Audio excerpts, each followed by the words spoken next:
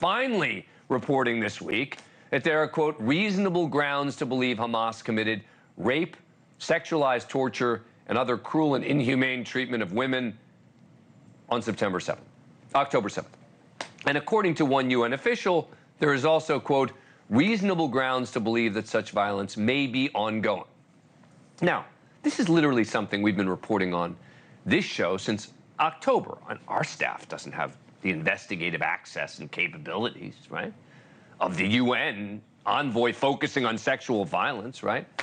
They've now come to the conclusion that we and any fair brokers did more than 4 months ago. Joining us now in studio is a man we'd all become accustomed to seeing on our screens live from Israel, former IDF spokesperson Jonathan Conricus. He's a senior fellow at the Foundation for the Defense of Democracies. Thanks very much for coming on. Appreciate it. Thank you for having me. So what is your reaction to the UN finally now making this statement about the use of sexual assault as a weapon of war here? Too little, too late, and without any recommendations and nothing done about it.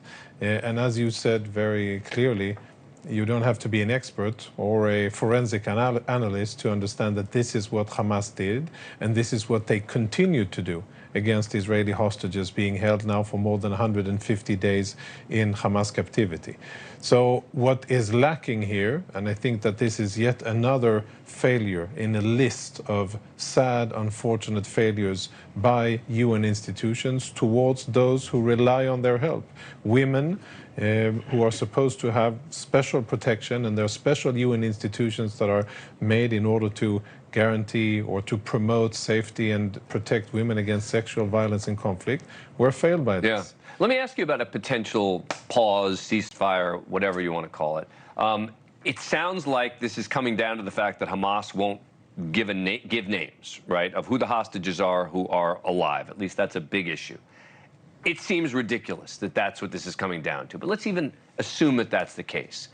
Isn't it still in Israel's interest to try to move forward? Meaning, are the families, for example, of the hostages saying, yes, let's draw a hard line here. If they don't give us the names, then we ought to not make any sort of deal? That is not what it's about. That is just a mere front. The real situation is that Hamas understands that they have this big of amount of international pressure on Israel, and they feel confident to make outlandish demands and basically to try to get Israel to stop the war in order to get part of the hostages back. They're, I think, assessing the political situation in the US and the tensions between Washington and Jerusalem, and they are emboldened by the situation, and that is why they are making non-starter demands to begin with that they know that Israel cannot meet. Israel isn't going to end the war in order to get a few of the hostages back. Israel has to defeat Hamas, and Israel wants to get the hostages back. And it's not about a list of who's alive and who isn't. But you mentioned the tension between the U.S. and Israel. And, you know, the U.S., despite the fact that there's dissent within the U.S. about exactly what the government should do, has been very supportive of Israel. And doesn't that make Israel say, hey, you know what? Maybe a good faith actor like the U.S. saying to us, this isn't, you know, this can't keep going in this way, that maybe Israel should shift gears? The relations between Israel and the U.S. are long-lasting, they're solid, they're great. There's political tensions, which I think have been reported about a lot, but bottom line is the gap between what Israel can do and accept and what Hamas are demanding, it's simply too big. Hamas are basically doing a last Hail Mary attempt at ending the war, staying alive, by using the hostages. And that's something that Israel cannot accept, because at the beginning of this war, in response to Hamas attacks, the clear goal is, and this is supported by the Biden administration as well, is to defeat Hamas and make sure that they no longer will rule the Gaza Strip.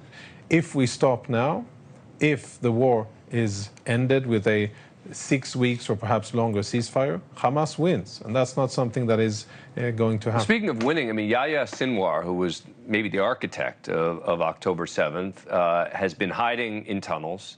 The IDF released video of him from shortly after October 7th. they seem to know basically where he is at this point, right? Surrounded by civilians. How much risk is Israel willing to take to get him?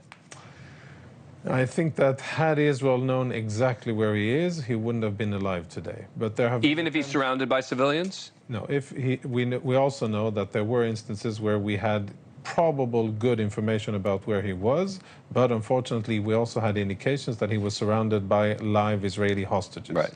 And that is probably what saved him then. But, you know, he has to be right every time. We only have to be right once. And we will get him. His days are counted. Thank you for watching. Go to NewsNationNow.com to find NewsNation on your cable provider.